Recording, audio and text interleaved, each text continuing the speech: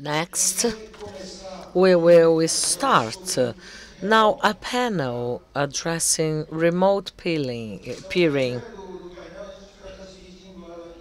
The idea is to divide this panel in two parts. The first one before the coffee break and the second one right after the coffee break. Here we have representatives of the three main principles internet exchange in the world. I'd like to invite Arnold from D6, Ben Hedges representing Links from London, and Eric Verhoef from MDisk in Amsterdam.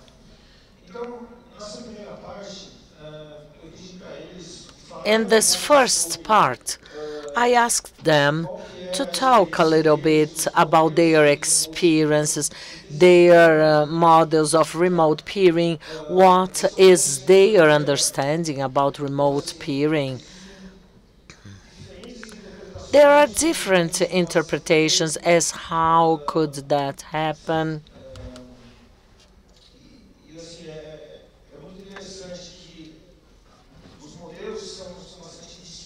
And there are different models in each place. Right after this first part, we'll have a coffee break. And right after the coffee break, we will invite two subsea carriers who offer connectivity for remote peering, and two SPs which currently have connections to those foreigner IX. So they will join us right after a coffee break, and they will share what the advantages are and what they are being able to reach with this type of subsea connection. Let's start by Arnold. Can we start? Arnold, can you be the first, please? It's okay. So yes, what is remote peering? So when the internet exchanges arose, that was around in the early 90s, most of the connections to the internet exchange also placed their router at the facility. And in most cases, it's also it was a requirement that the peers had to put the router over there. So if you look at today at the research papers, what is termed remote peering, then remote peering are those connections where the participants are not in the IXP facilities and or they come via the so-called resellers. Resellers are partners of the internet exchanges which connect with a big pipe into the IX fabric and then resell smaller chunks of this connection. So this is nowadays, I would say, the well-defined, or it's not really well-defined, but this is what it's called, a remote connection if it's not within the IXP facility or if it comes via the reseller. Still, it's hard to detect when it's a remote connection, and there are a lot of debates whether remote peering is good or bad, because there are disadvantages and there are great advantages for remote peering, and perhaps Ben is able to tell more about that. Thanks, Arnold. Maybe use the technical guy means the commercial guy can be on the different sides of the coin of this one. So remote peering, for me, I really don't like the actual term because peering is peering. All we're talking about is how you're connecting to the IX. And as Arnold said, for almost since as long as the exchanges have been around, this has existed. It's only because more networks have got involved in peering that remote peering has really come around, because you're just not in the same facility. But that doesn't mean you have to be thousands of kilometers away. You can just be in the next facility to be termed remote. And as we've seen technology move forward, the question then is, okay, what really does determine a remote connection? Is it something that is just connected over fiber, or is it a cross-connect inside a data center? as we go to much more optical based networks, does that still count as remote peering, or does that count as a connected peering? As a lot of the exchanges move to completely optical solutions, particularly as they go to expand the locations that they're in. So those locations maybe don't have a full switch in them, but they're touted as being the IXPs in this facility, but actually there's no switching going on in that facility. Do you count that as remote peering? For us, if we were to literally draw a line down the middle, we say yes, that's remote. If it's not actually on the switch in the building, then we count it as remote. But it doesn't make any difference to the quality. In fact, in a lot of instances, it's much better for people, as Arnold said. In fact, we find that we get more remote peers from outside of the UK. That's where the majority of our remote peers come from, particularly people that are long hauling if they're coming, say, from Asia or Africa, South America, where, as we saw yesterday in the telegeography presentation, the cost to actually reach there is expensive. But it's still cheaper sometimes than doing the intercontinent or intercountry transit. So we see a lot of remote peering from Africa in London, for example, because it's cheaper for them to come up to London and do their BGP in London than to go and do that in Africa. We actually hope, as a non-profit that we really work for the good of the internet, we hope we see that change, and we are seeing that change as the African IXPs start to build up their own networks more, as the OTTs start to go into those countries where they previously haven't been, the peering starting to move back more locally. And that's really what it should be. That's how all three of our IXs, although we are massive international peering points now, we started off with the intention to keep traffic local. That's not really what we do now, but there is a role for that and a role for remote peering for sure. Yeah, I agree with Ben, and I think especially for the Amsterdam Internet Exchange, remote peering is a huge deal. If you look at new customers connecting to the Amsterdam Internet Exchange, then in the last 3 to 4 years, almost 60 up to 70% of these new customers are not connecting directly in Amsterdam, but they come through the partner program, so they're connecting remotely with transport. And we see that these connections are in the beginning, they were mostly from neighboring data centers, not that far away. They came from Frankfurt, they came from London. But nowadays we see that remote peering, they come from all over Asia, they come from the US, they come from Russia. We even see a lot of networks from Brazil connecting to M6 now, and they use remote peering in order to get the connectivity. So it's really interesting to see.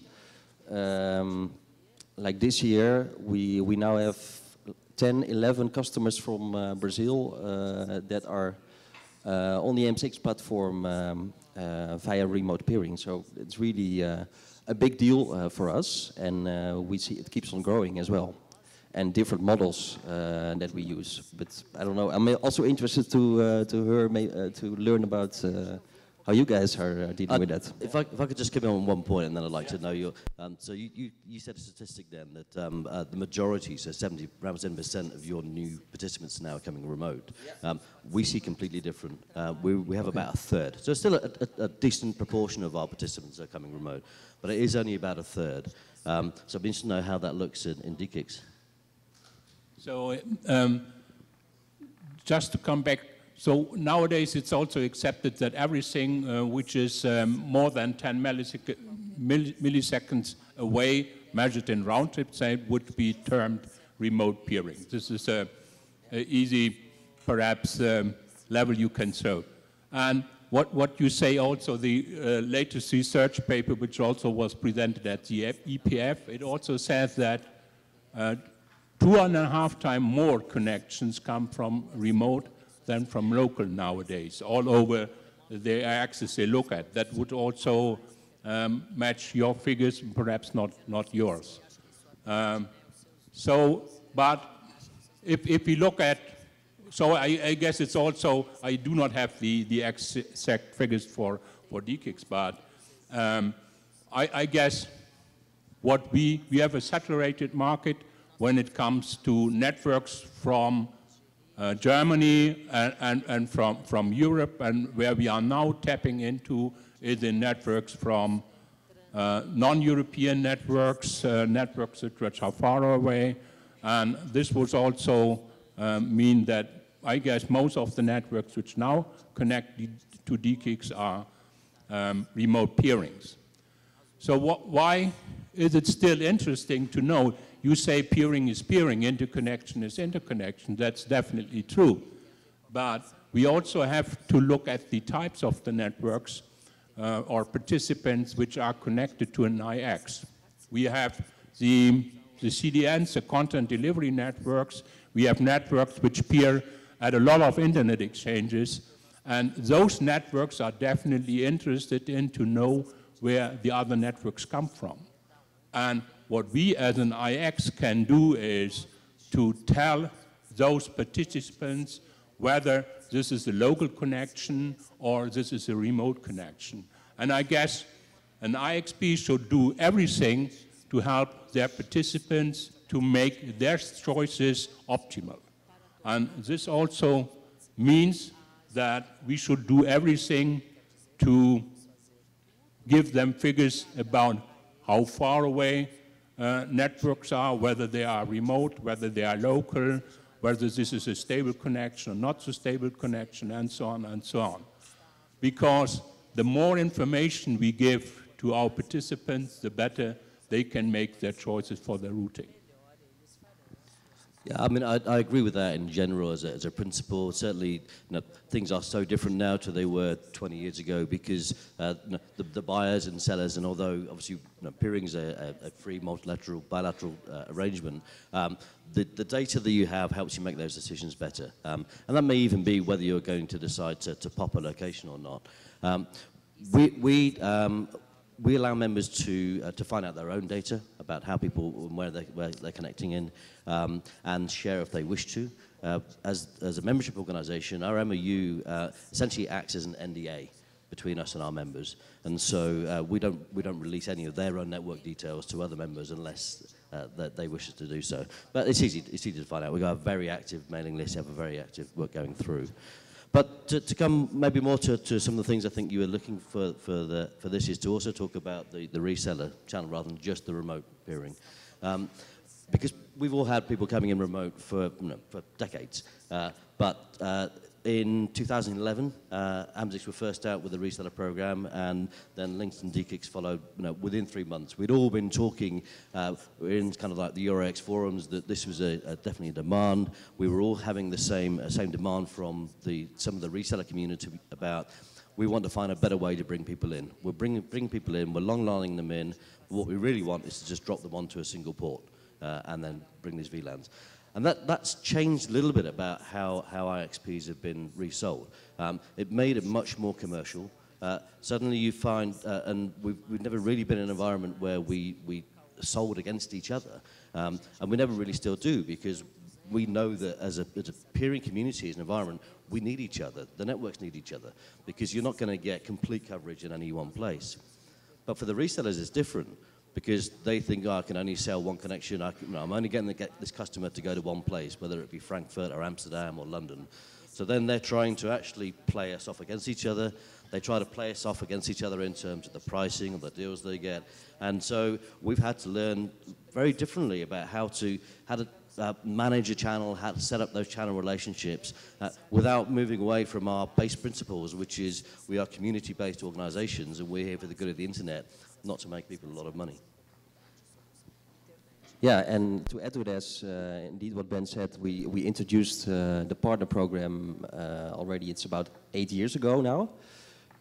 So the partner program, with that I mean the reseller program. As we saw a really big demand for networks wanting to connect to the M6, but they didn't want either to buy co-location in one of the data centers that we were in, or they just didn't want to have a physical presence in Amsterdam anyway, and we still wanted to make it easy for them to connect and interconnect with all the other networks with us. So that's the reason why we introduced the program. And that's basically the classic reseller program. That's how it started. But nowadays there are many new, inventive new models that we also introduced quite recently. For example, easy access. then it's basically the other way around. Then we are acting as a reseller of the transport between the sites. And it's very useful, especially for networks that are, for example, somewhere in a data center far away from Amsterdam. Well, the Netherlands is a small country, but you can still be far away from Amsterdam. And then for these parties that are in a data center somewhere in another city far away from Amsterdam, and they want to get that access, we actually made a partnership with a fiber provider, and we basically offer them the service on a VLAN, including the transport, and they don't have to think about anything.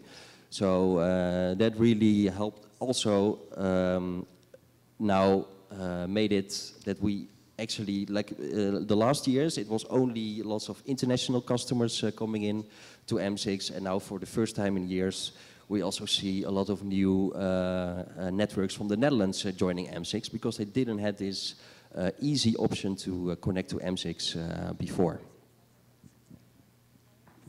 Yeah, so that means nowadays we see at least 3 types of remote connections. The classical, what I would say, almost from day zero, when internet exchange points were there, a network from far away just bought a remote connection and connected into the exchange. Then came the resellers, the classical resellers, which helped us to connect more networks. The downside may be that for some of the customers, the brand was not necessarily that visible as for direct connections. And now what you did, what DKIX also did, which our outreach program is, that we do the other way around, have partnerships with carriers to reach out directly to the customers, to still have the direct contact to the customers, and also have the better customer connection, I would say. Yeah, so Links is slightly different in the way that we've done this further outreach. Partly as being the membership organisation, so we have a commitment not to compete with our members. So the minute we start being able to just pick a single supplier and bring that in, we're taking business away from any of our members. A lot of them are domestic carriers and want to be able to sell that connection into the exchange. So what we did do, though, is recognise that there were parts of the country in the UK that actually had enough demand for peering that rather than make London a single point of failure, let's start to try and make the ecosystem in the UK better. And so that's when we launched the exchange in Manchester, and that's now doing huge amounts of traffic. It's got well over 100 members now. We then went into Scotland, and then finally into Wales and Cardiff. And there's been other pockets of the UK that have asked us to put an IX in, but as most people know, there has to be enough density there for it to make sense. I think one of the things that we find that the remote peering in terms of the reseller programs, the demand is there particularly for us because the size that we are as international peering points. And speaking to other IXPs that are of a smaller scale, they don't see the same sort of demand for reseller programs. And it's quite a lot of resource to develop a reseller program. It's a lot of resource from the technical side to actually get the programming in. The billing is actually even more complicated. You then need to work out how you're going to work with charging essentially a net different price to people. We have an additional issue at Links because everybody pays a membership fee as well, and there's no way that we're going to give anything back on a membership fee. But the biggest thing is about how many are people really going to want to get to you remotely? Enough people want to get to you remotely to set up a reseller program. So I've been in the US for 3 years now, and the US is a little like Brazil, and very much more so than the UK or Holland for sure, in that it's a vast, vast country. And because of that, there isn't one single main peering point. So in the UK, just everything goes to London. In Holland, everything goes to Amsterdam. And even Germany, that's a lot bigger geographically, most of the traffic goes to Frankfurt. But you don't see that in the US. In the US, there are some hubs, New York, Ashburn, the Bay Area, LA, Dallas to a certain extent, Atlanta to a certain extent, but none of these are far and away the single biggest point that everybody wants to get to. And same here in Brazil. You have such a vast geography that you have peering points all the way around the country because you need to actually have a lot more local peering. And so in some of those instances, remote peering or resellers programs isn't necessarily the answer. And you may find that you're putting more resource into doing something like that than just allowing a straight long line or layer to interconnect. I'd like to ask you about the reseller programs.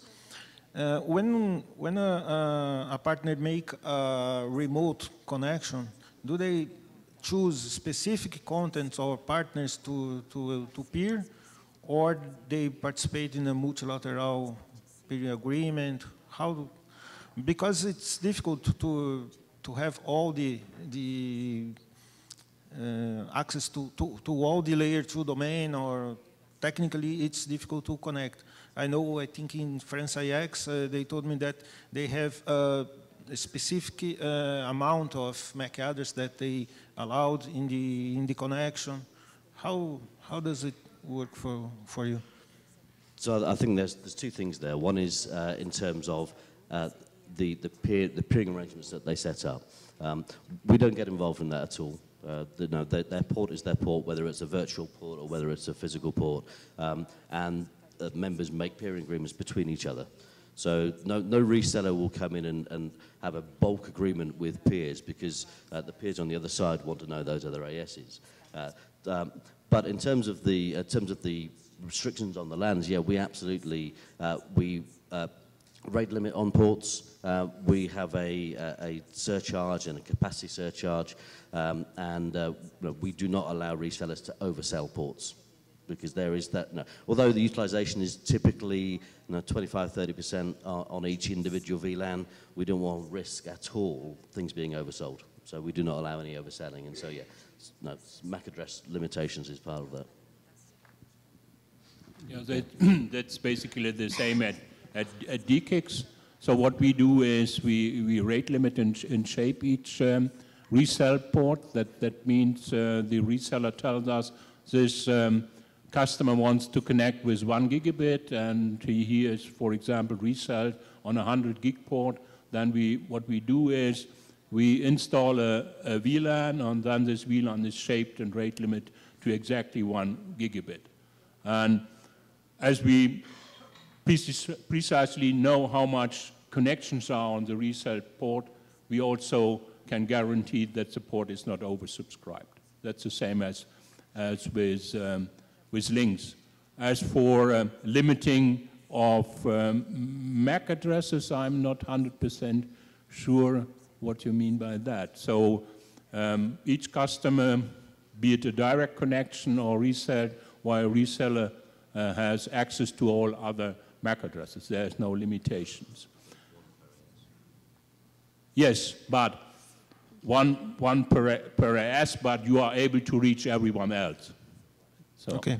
Yeah, at OM6 it's not much different, I guess. So actually the service, it can be a 10 gig port or a 100 gig port on single mode fiber.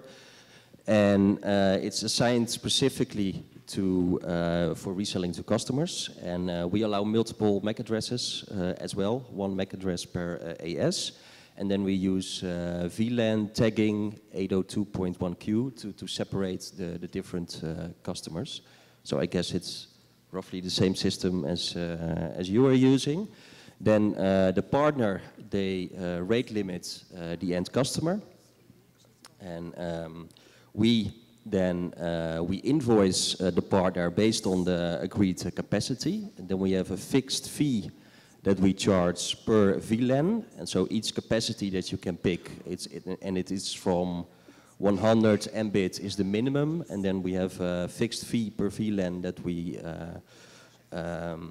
we charge, and then the partner invoices the end customer, and they can basically they are free to charge whatever they want. We do not interfere in that, so they can put a margin on top if they want. And that's basically how it works. So it's a very simple service very easy, and for us it has been a really driver of growth, and we continue to see that in also including with the new models that we introduced recently. Okay.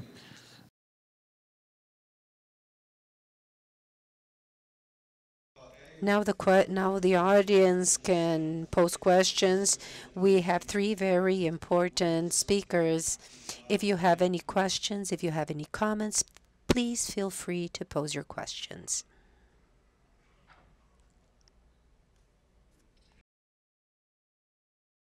Fernando Frigiani. We have seen a movement recently here in Brazil that some ISPs are willing to peer with some of the IX in Europe, like the 3 of you. And there are some discussions if it's worth or not, because being in Europe, it's okay, the latency is not that much, and it makes sense also due to an extra reliability. So as you mentioned, you could be in links in Amsterdam and have a redundancy there. But when you peer from Brazil to any of the IXs there, you need to get some transport, and that not always is as cheap as IP transit. And there are some questions if it makes sense or not, or if it makes more sense to invest in a good IP transit from here. Because talking to some friends that work on big telecom companies here in Brazil, some of them, they say, no, it's not worth even for us. So imagine for the smaller ones. So what do you think? Do you think there are scenarios that it's worth to peer even from Brazil? Or if it's better to maybe invest in a good international transit IP? I guess there is no easy answer to these questions. I guess there may be good reasons to do both.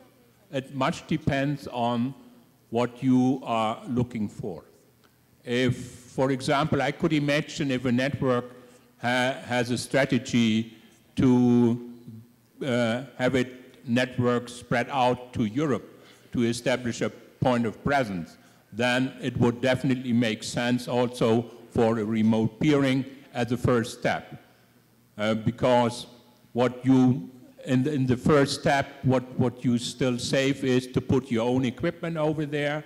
You only have to rent capacity into, let's say, London or into Amsterdam or into Frankfurt or wherever, and then start to roll out your plans. The next would be to put a router over there, to put more equipment over there, to put servers over there, and also to put customers over there. If your strategy is to stay local, then perhaps it does not make any sense.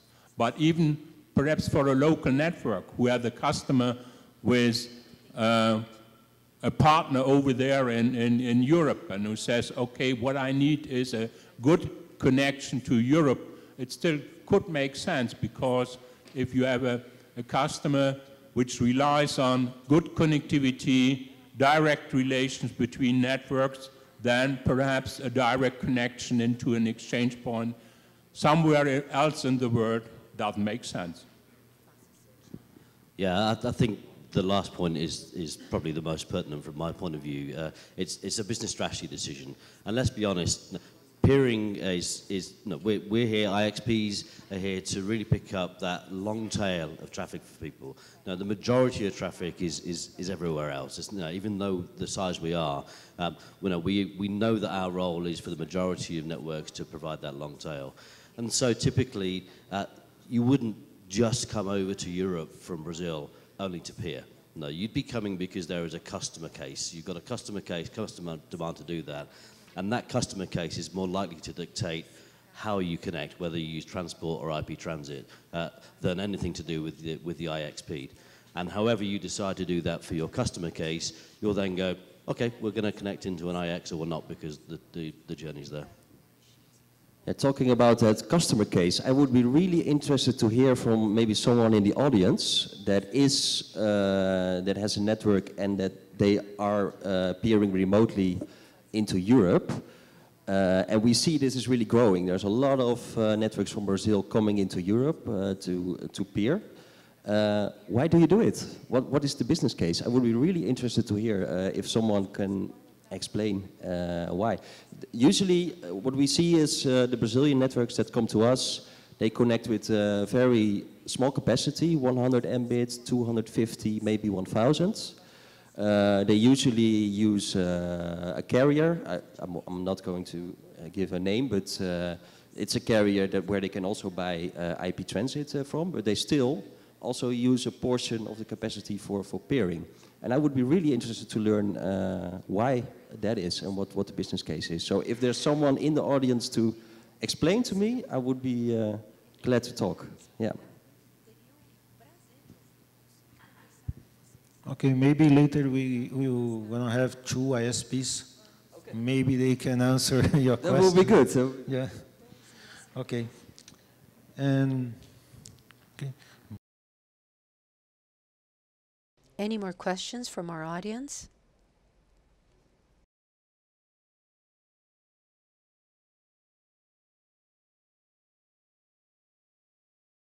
The definition of remote peering, because as Arnold said, it depends on the latency. And I think here in Brazil, we do a lot of remote peering based on the latency only, okay? And in terms of, again, in the model, you say that in some cases, the participant put a router in the infrastructure, okay? And how is this work? It's in data centers where you have presence, or the IX is involved in the business, in the collocation? How is the model? How an IX or an autonomous system in Brazil can look for connection in your IXs? So I feel that there were two parts of that really. So I'll try and take the first part. No, I was talking earlier about how you have so many more remote peering points in Brazil, or remote peering lands, sorry, in Brazil. But if they're still coming in remotely, then just to go back to an earlier point on the reseller program, the one thing reseller programs enable us to do as well is to actually manage our switches a bit better, our routers a bit better, because technology moves on, and if we have to fill a router with 100 Mbit line cards or even gig line cards, that gets quite expensive in terms of the density of the equipment that we're using. So actually by being able to just have a router that's full of 10 gig line cards, for example, and then we let the resellers bring that lower capacity traffic in, makes it a lot easier to manage. No, we don't do that at Links in London, but our it's not a sister exchange, but the other exchange in London, LoanApp, have been moving towards trying to do that, make things a lot easier to do that. So they do partial port now to enable their members to come in. But to the main part of your question, how do we facilitate people coming in remotely and putting a router in our facility? It really depends where you want to come into. So some of the carriers in London, for example, will all drop in telehouse. It's the biggest peering point in London. It's one of the most interconnected places on the planet. In fact, probably Ashburn's the only place that comes close to it now. We found over time that all of our members, whether they're coming in remotely or not, really struggled to go through all the paperwork they needed to do to work with telehouse, especially if you're international, you're a company that they hadn't heard of before. And so we now have an arrangement with them that we have parts of co-location space that we resell to our members. So the members use us as a one-stop shop. They can come in if they want to actually drop a router in and then make a connection inside the facility. We help them do that in places like telehouse. We do similar with interaction as well, but telehouse is the main place people want to come into. don't know if that answers your question at all. Okay. So when we started DKIX in 95, we really had the approach not only to sell a connection to the switching fabric, but also to offer collocation for the members' equipment. And even when we started, there was a single price for the connection, basically even for 2 connection, and I guess even for a full rack of rack space at a full price. So over time, of course, we changed our fee model, and nowadays we do not longer sell rack space, collocation space, but we still have a lot of collocation customers. And what we also do is to help customers who want to have collocation to get collocated at one of the main sites.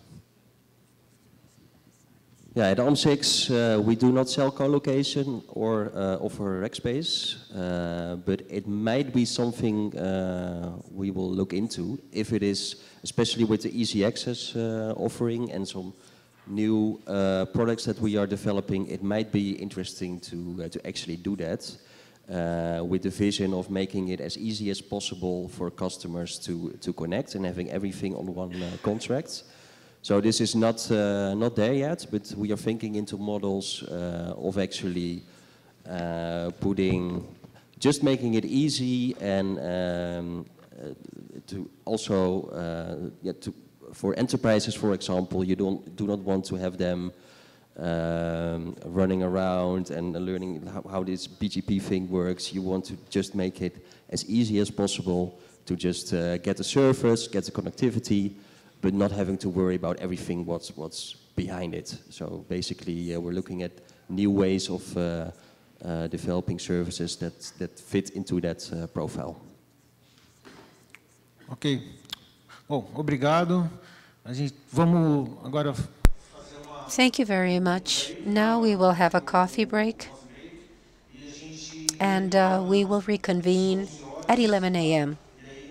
And then we will have the participation of the submarine cable carriers and the ISPs.